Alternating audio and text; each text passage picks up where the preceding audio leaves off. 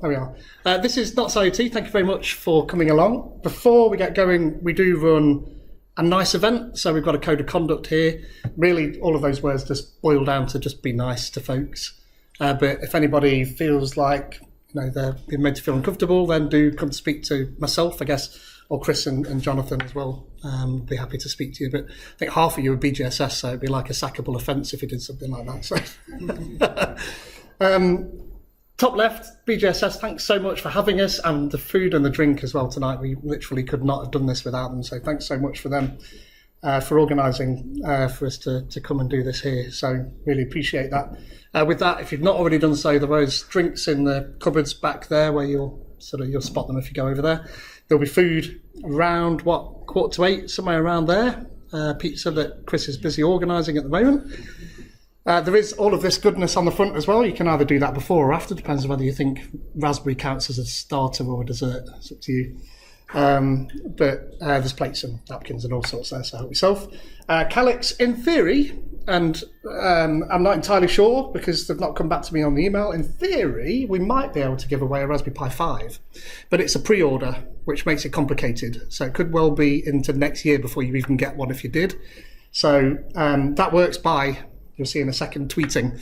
So we'll at some stage later organise something like that. But JetBrains most certainly are giving away a JetBrains license or two for tonight as well.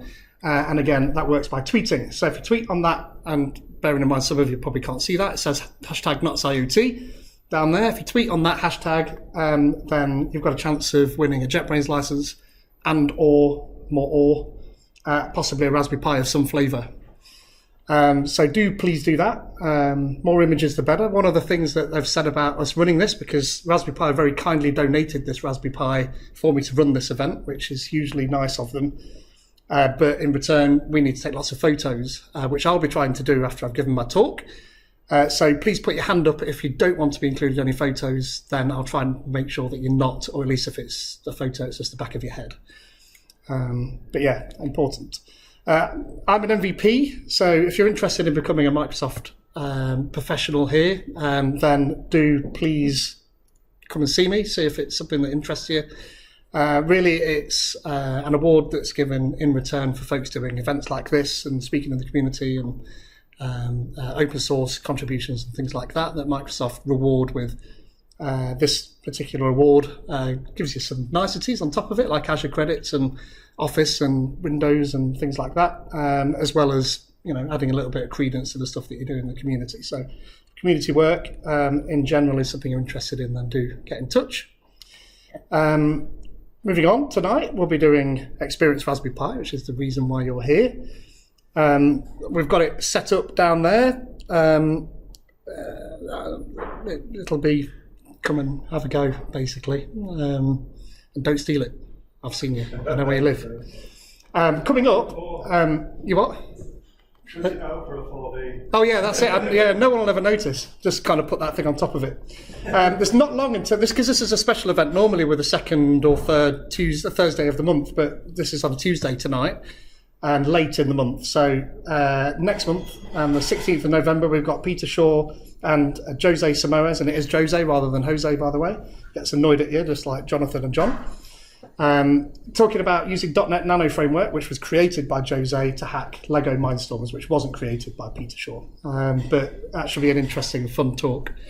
I know that folks like Lego, and certainly there's often Lego hanging around here as well. So that'll be online, that particular talk, because Jose is in Portugal. So that's the reason for that. Actually, I'm missing a slide on there, in that at the end of this month, so next Monday, in fact, here in person and online on Zoom, we've got John Hilton, coming to talk about Blazor and all the new goodness in that. So if Blazor's your thing, then please do sign up for that as well. So yeah, so that's that rambling piece done. So let's talk about the Raspberry Pi 5.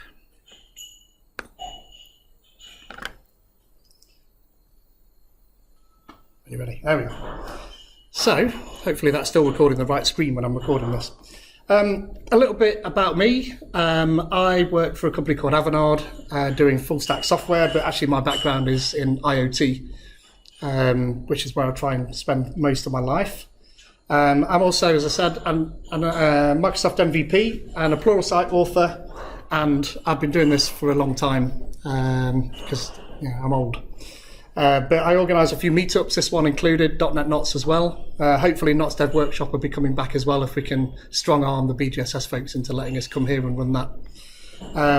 And I think one of the reasons I like IoT is that it's hands-on. Physical computing is great.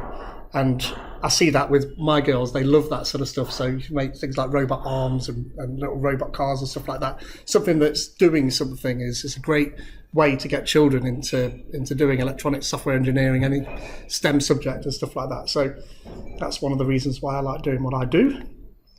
And before we get going, I'll let Eben talk about the Raspberry Pi 5 from a high level. It's only 3 minutes, so it won't take long. And then I'll do a little bit of a deeper dive into the differences that we've got. But yeah.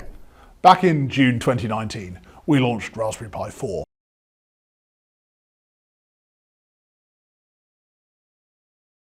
The RP1 I/O controller. We're looking forward to taking you with us on the last leg of what has been a 7-year journey to make Raspberry Pi 5 a reality.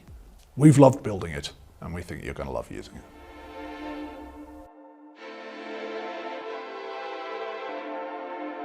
Cool. So that was Raspberry Pi.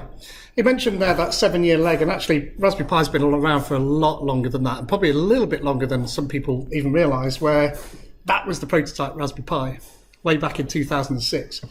And really it was more akin to an Arduino than it was a Raspberry Pi back then, where they were using this Atmel microcontroller, the 18 mega there, running at 22 megahertz, a whole 22 megahertz. With 256 megabytes RAM. But it was good enough to run something called Zarch. Now, if you're old enough, then you'll remember something called the Archimedes computer. A lot of people aren't old enough, but in schools, there was a BBC Micro that was wheeled out on a trolley before we all had computers in our houses. And after that was an Archimedes. Now, Eben Upton, he grew up with that BBC Micro and realised that a lot of the games industry was driven by the fact that these early computers really didn't come with many easy games to buy, or at least not in the early days. You had to program them in yourself, and people learnt a lot of programming. And one of the reasons we have such a good games industry in this country is driven by that. But there's not really that ecosystem, or it wasn't back in 2006, for affordable, easy entry computing. And Eben wanted to do that. So he was able to produce video out of this thing, but it wasn't really a platform that was going to take him very far. So he stopped that. And then in 2012, so 6 years later it took, we got the first Raspberry Pi Model B. And that's called a Model B because of that BBC. The first one of the first BBCs was a BBC Model B. So that's where that came from. But you can see now we've gone up to 256 or 512 meg of RAM, and we're now running at 700 megahertz. Did anybody have that first Raspberry Pi? Nice. That's a good number of people, actually. Do you remember how slow it was? It was painfully slow, actually. But it's great to, driving some LEDs and stuff like that. But really, if you try to put anything more than just a text editor like Nano or something on there, it didn't handle it very well at all. But it came with things like Ethernet, and the thing that opened it up was these GPIO pins across the front, and there was only 26 of them back then. So it didn't take them very long to realise that we can go to a Model B Plus, and then we get what we get on every single Raspberry Pi and all the clones, the 40-pin GPIO layout. We didn't get much of a speed boost, so stay at 700 megahertz, and the RAM and everything, so everything stayed pretty much the same. And then we went and decided that the compute module would be a really good way to go, to allow people then to take stuff that they were prototyping on the real Raspberry Pi board and actually embed it into electronics. And then in 2015, the Raspberry Pi 2 came out, and 200 megahertz more, up to 900 megahertz, but we got a gig of RAM. You don't get a choice on that one. But we got the new Broadcom Video Core 4, which stuck around for a while, actually. And of course, we get HDMI and composite out on these sorts of devices at this point, and the camera connector, which was nice, and the display connectors, which weren't used much back then, actually. The Raspberry Pi Zero, actually the first computer to be given away on the front of a magazine. The Magpie gave that away on the front of the magazine, which I thought was awesome. I didn't get one, I was very sad, because they had all sold out everywhere you went, but I got the Pi Zero in the post in the end. But this is a different sort of device, really, the Pi Zero, in that It's not really meant for anything too high powered at all. It was really just meant for this low profile design, to give people this low power, low surface area design methodology. Didn't even come with the pins soldered until you bought the H version of that. Moving on then, in 2016 we got the Pi 3, and you can see then now we're up to 1.2 gigahertz and things are starting to kick on. Still a gigabyte of RAM, still that Broadcom Video Core 4. Pretty much everything stayed the same aside from that, so speed boost. And then in 2019, which Eben mentioned in that video, we had the Pi 4. We're up at 1.5 gigahertz now and up to 4 gig of RAM, which is nice. But we've gone up to the Video Core 6 at this point. And we've now got two 4K capable 4K ports. I guess a lot of folks have got Raspberry Pi 4s. Nearly everybody that's got a Pi 1 will have bought a Pi 4 at some point. And if nothing else, you're probably running something like Kodi or the equivalent, or a NAS server with it if you're not actually using it for these fantastic GPIO pins.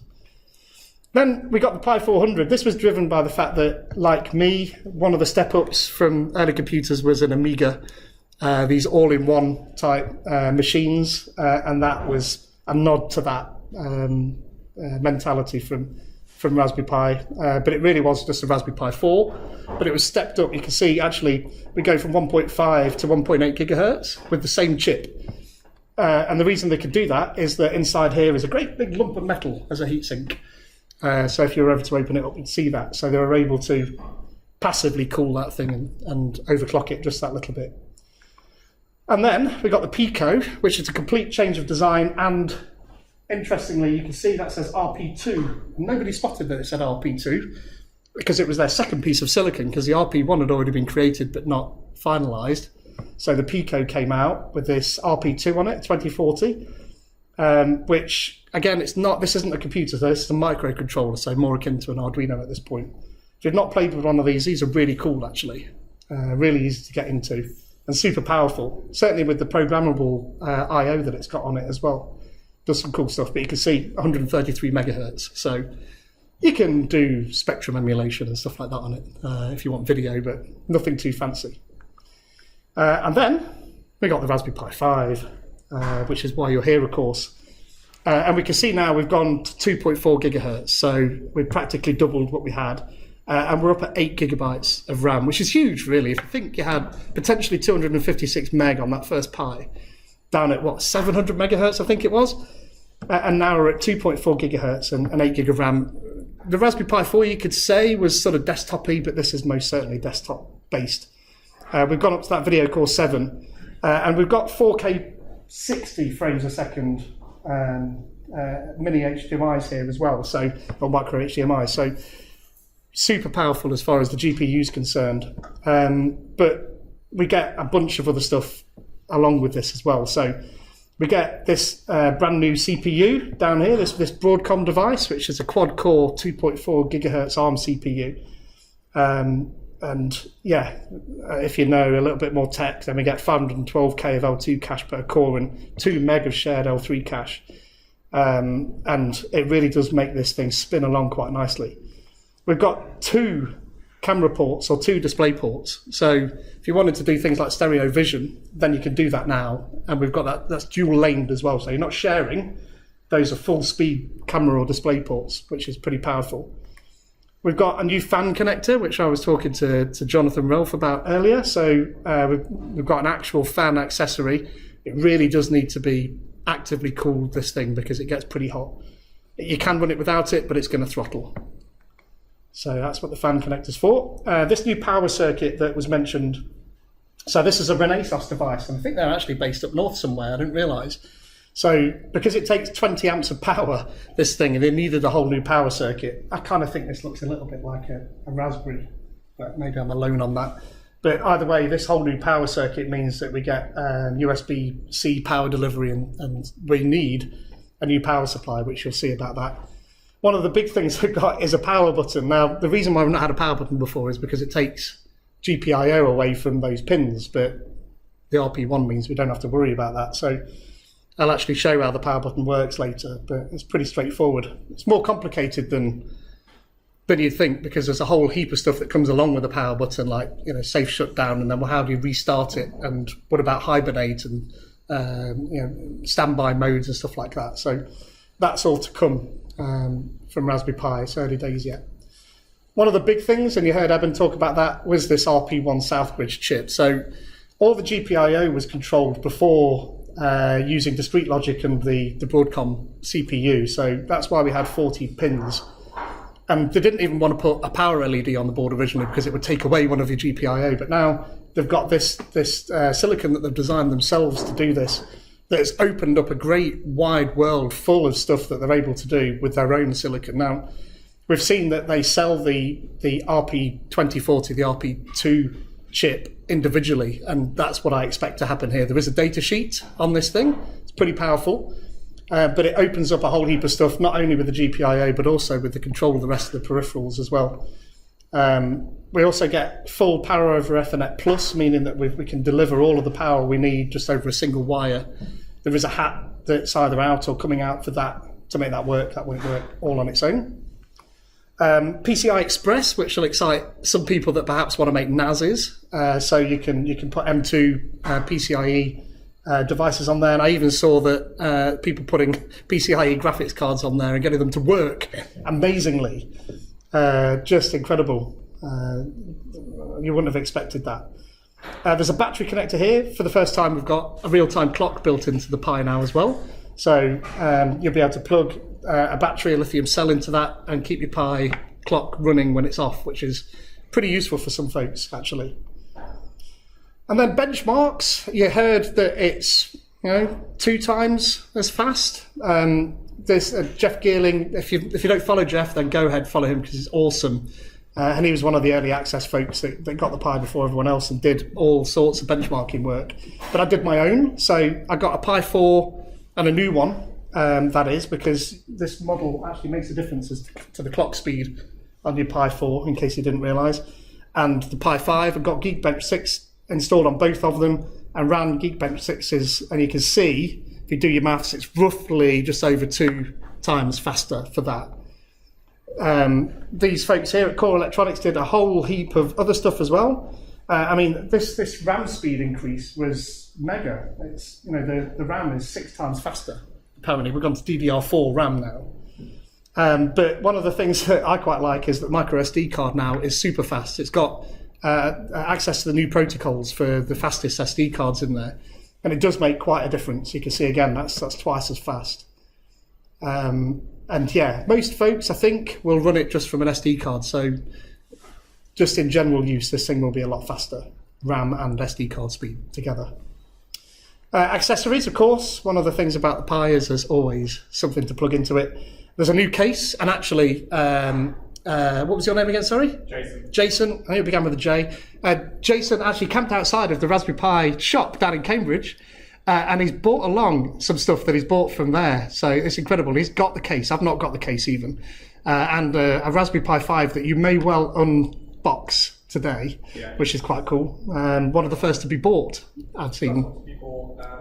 The normal method, apparently. Nice. That's pretty cool. Yeah.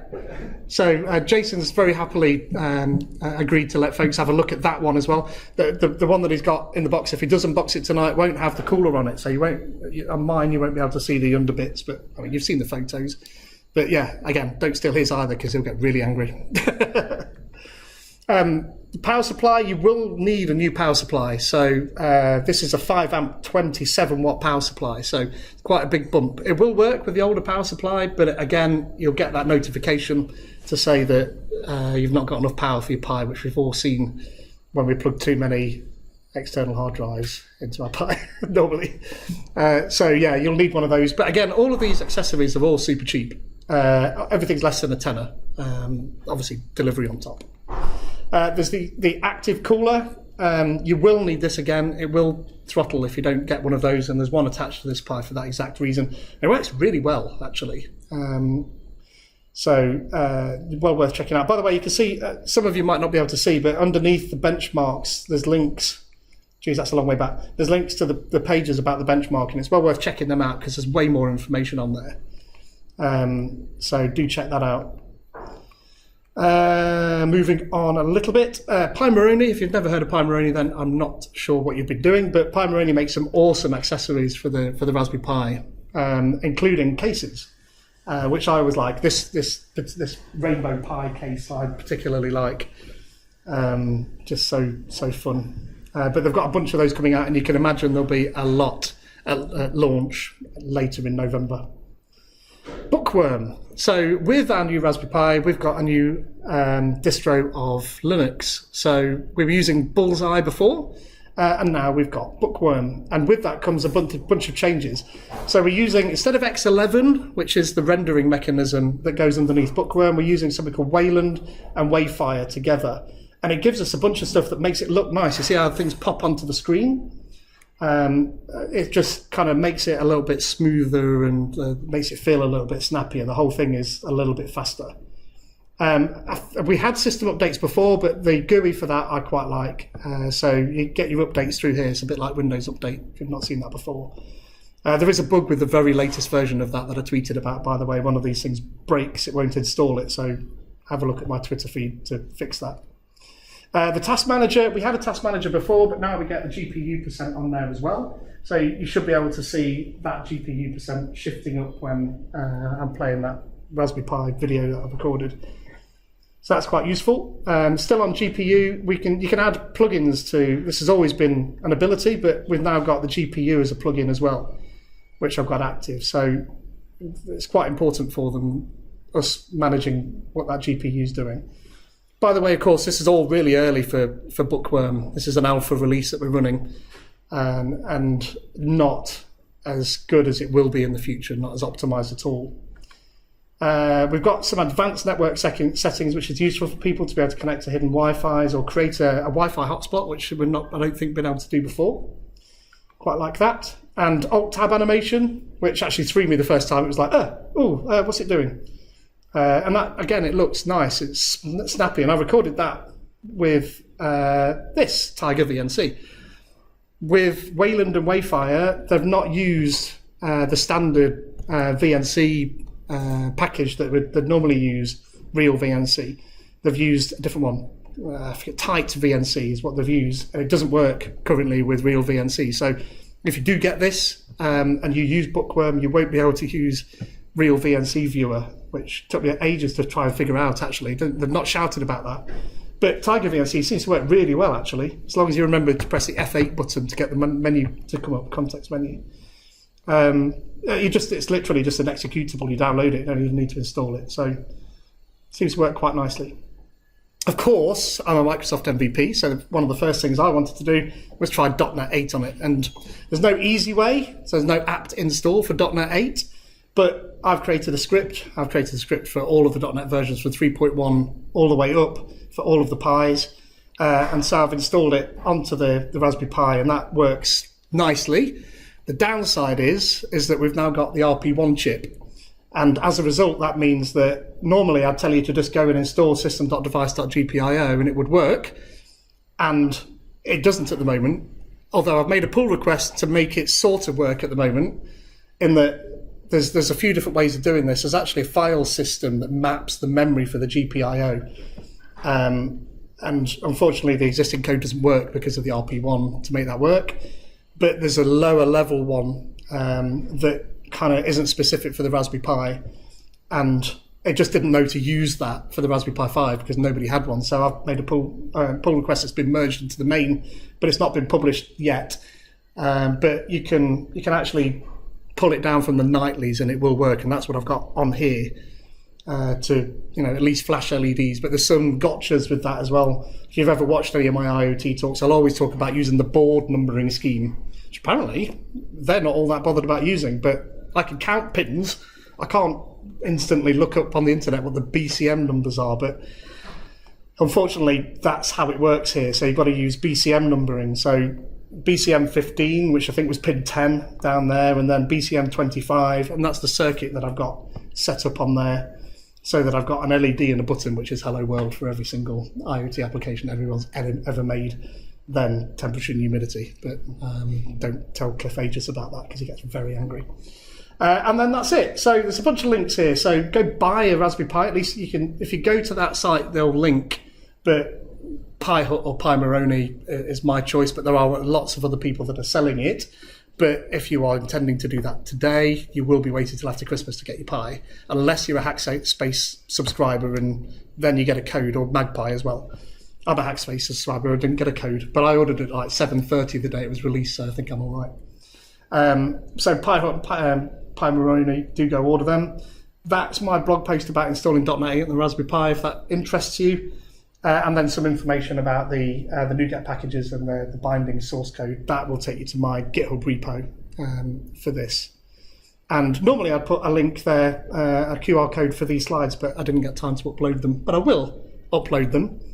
And then I'll tweet that out, and you'll see that on the Knots IoT website, rather on the Twitter feed. And so you'll see that particular bit.ly doesn't exist yet, but it will do. And with that, that's it. Has anybody got any specific burning questions on what I've talked about? Has anybody pre-ordered one? Has anybody got one already? Other than you, I know you've got one. No, just in awe. Who uses their Raspberry Pi? A fair few people. For what? Home automation, mainly. Nice. Using? Home Assistant. Okay, cool. Next. Who uses? I have a compute module in the Home Assistant. Yeah. Oh, that's cool. Who else had the hand up? Who uses one? I use it as a web server and just any various physical computing needs. Cool. It's just so useful. I like it. A media server for the Pi 4. Also, there's dozens of Pi Picos that we use. Yes. Yeah, they are awesome. I do like the Pico. It's got a special place in my heart, that thing. Certainly coming from a microcontroller background, which I think a lot of people, certainly of a certain age, have come from that background, microchip PICs and things like that, then it sort of harks back to that area. Did anybody else have their hand up that has one and uses it that I missed out? No? Why haven't you got them? The people that didn't put your hand up. And why are you here if you haven't got one? Got one, I just haven't quite got around to using it properly yet. Yeah, I've got a talk, IoT with nothing but your laptop, and I've got a GIF in that of me putting it in a drawer. And a lot of people buy them and put them in a drawer and never get them back out again. Yes, yeah. Good, I like that. It's fine, which is kind of why I give those sorts of talks. And you'll see a lot of my talks are just the getting started, to get people to get it out of the drawer and realise that if you're a .NET programmer, for instance, you can do this with your existing skills. You can do it with Node, and you can do it with Python and C. So, there's not many languages out there that people are using on a day-to-day basis that you can't just plug straight into a Pi and build a robot arm or something like that. It is well worth experimenting. So, if nothing else, I hope that go and buy a Raspberry Pi 5 and play with it. And I see you at one of these meetings again with something you've made. Which is my intent for one of the upcoming meetings, actually, is to get people to come along with what they've made with their devices, not just Raspberry Pi, but any IoT device, and show off and do a little talk about it. So watch out for that in the future as well. And with that, we'll stop. Where are we? We're at 25 past, so there's plenty of time for folks to go and have a look, have a play. Obviously, you've seen the few GIF animations that I've made there that show off some of that, but nothing beats actually having a play with it and seeing. Do go and see if you can leverage the one out of your satchel there. And if you're interested in unboxing it, then you can absolutely do that and let people actually have a hands-on with it as well. And with that, thank you very much. And thanks for coming. And thanks again to BGSS and everybody. Oh, no, I was mid-clap.